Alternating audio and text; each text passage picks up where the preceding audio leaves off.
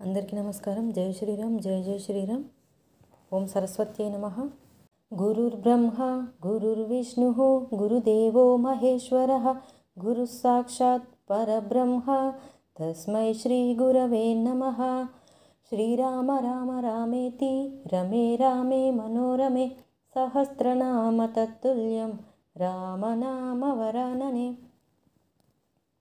ముందు సర్గలో మనం శ్రీరామునిపై గల అపారమైన భక్తి కారణముగా లక్ష్మణుడు సాహస వచనములను పలుకుట, రాముడు తన దృఢ సంకల్పమును వెల్లడించుట గురించి తెలుసుకున్నాము.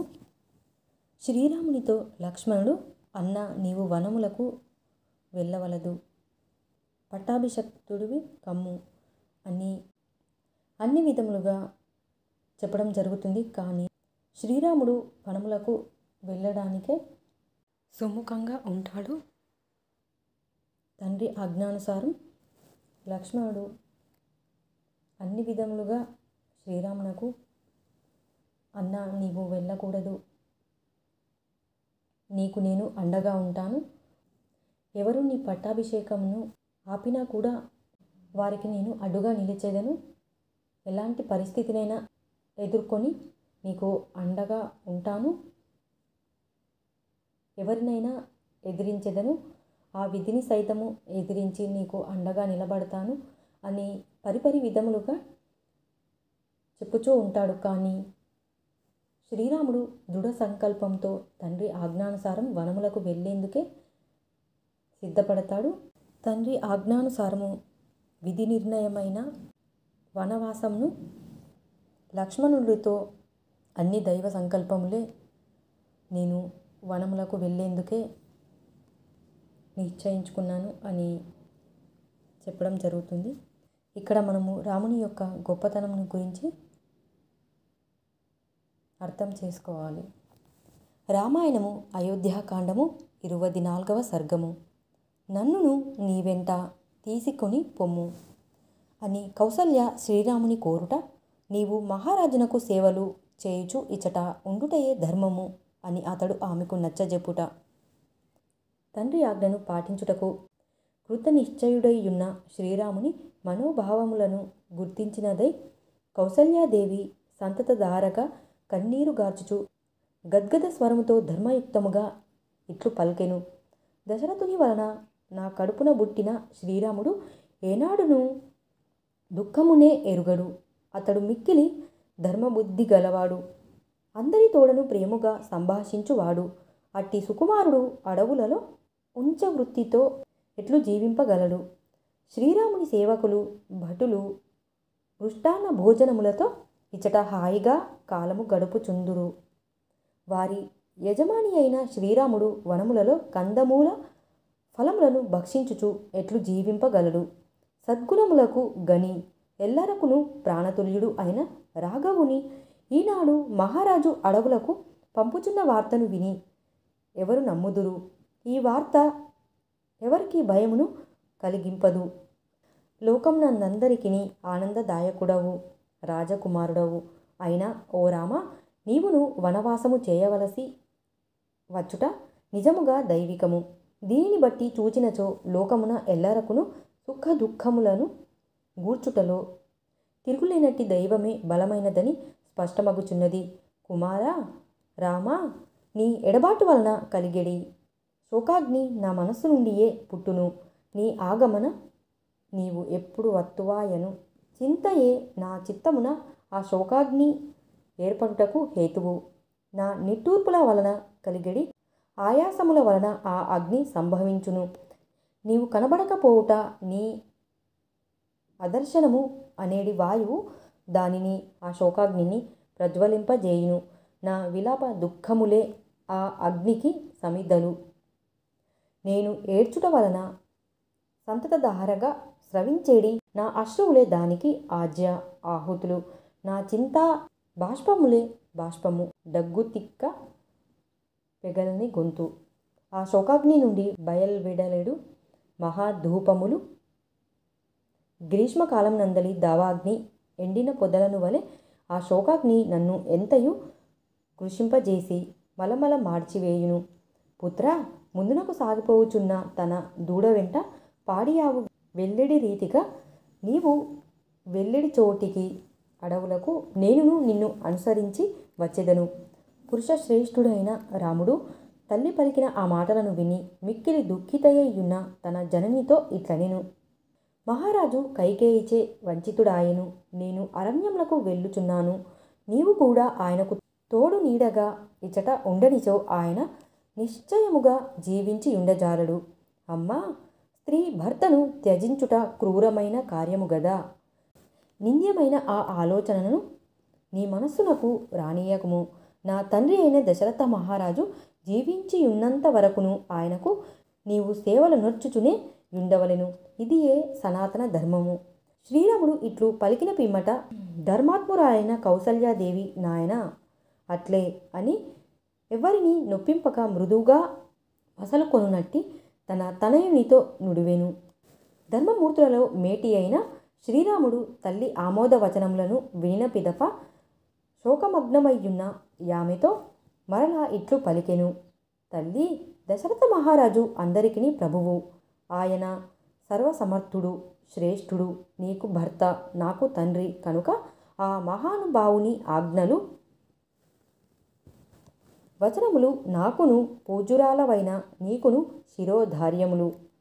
అమ్మా, ఈ 14 సంవత్సరముల కాలము వనములలో ప్రశాంతముగా గడిపి వచ్చిన అనంతరము నీ మాటలను సంతోషముతో పాటింతును. శ్రీరాముడు ఇట్లు వచింపగా పుత్రవాత్సల్యము గల కౌసల్యాదేవి పట్టరాని దుఃఖముతో బొటబొట కన్నీరు గార్చుచు తనయునితో ఇట్లు నుడివెను. కాకుత్స్థ వంశజుడవైన ఓ రామా, నీవు నా కనుల ఎదుట లేకుండా ఈ సౌతుల నడుమ నేనిచట ఉండజాలను. తండ్రి కోరికను అనుసరించి నీవు వెళ్ళుటకే నిశ్చయించుకొనినచో నన్ను కూడా నీ వెంట తీసుకొని పొమ్ము.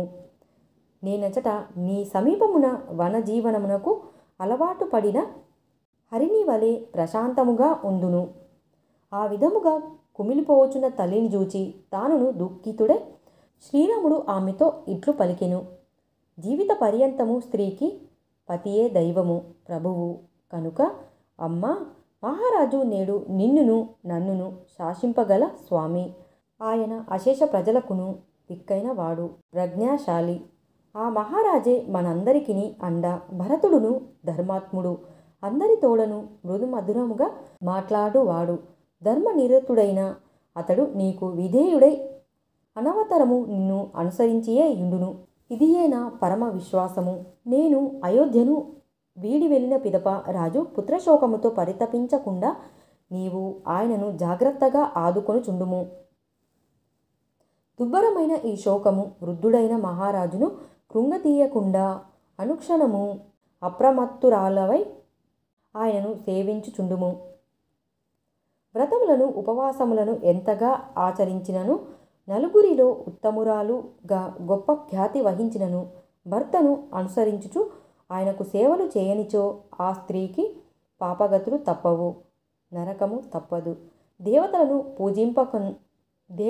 పూజింపకున్నను, పూజ్యులైన బ్రాహ్మణులు మొదలగు వారిని గౌరవింపకున్నను, భర్తకు శుశ్రూషలు చేసినచో ఆ ఇల్లాలికి ఉత్తమమైన స్వర్గగతులు ప్రాప్తించును. భర్తకు ప్రియమును హితమును గూర్చుచు శ్రద్ధాసక్తులతో ఆయనను సేవించుటయే ప్రతి వనితకును కర్తవ్యము. ఇదియే సనాతన ధర్మము. ప్రాచీన కాలము నుండి ఇది లోకమున ఆచరింపబడుచున్నది. ఇది వేదవిహితము, శాస్త్ర సమ్మతము. అమ్మా, నా క్షేమమునకై శాంతి హోమముల ద్వారా దేవతలను ఆరాధింపుము. ఆర్ఘ్యపాద్యములతో గంధ పుష్పములతో బ్రాహ్మణోత్తములను పూజింపుము. తల్లి, నియమ జీవనముతో సాత్వికాహార విధానములతో మసలు కొనుచు పతిసేవా పారాయణవై కాలము గడుపుచుండుము. నేను వనవాసమును ముగించుకొని తిరిగి వచ్చు వరకు ఓపికతో నిరీక్షించుచుండుము.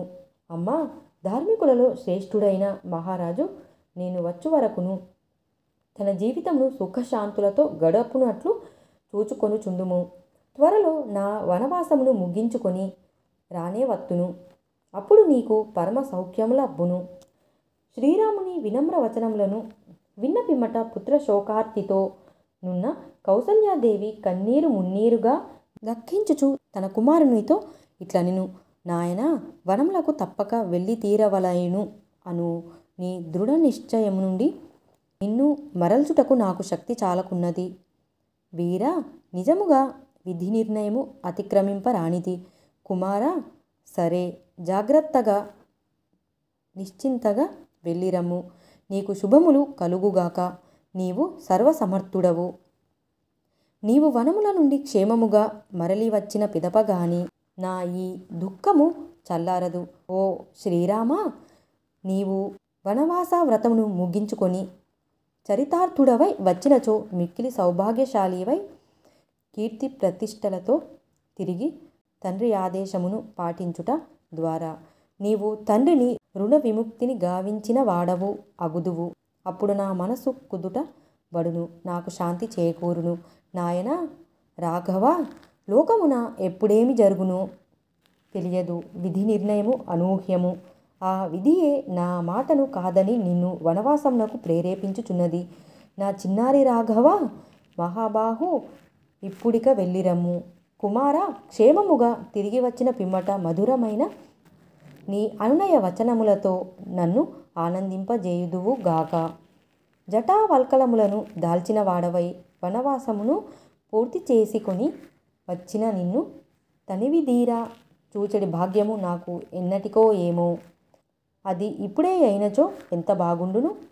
వనములకు వెళ్ళుటకే నిశ్చయించుకొనియున్న రాముని ఆ కౌసల్య తదేక దృష్టితో జూచెను.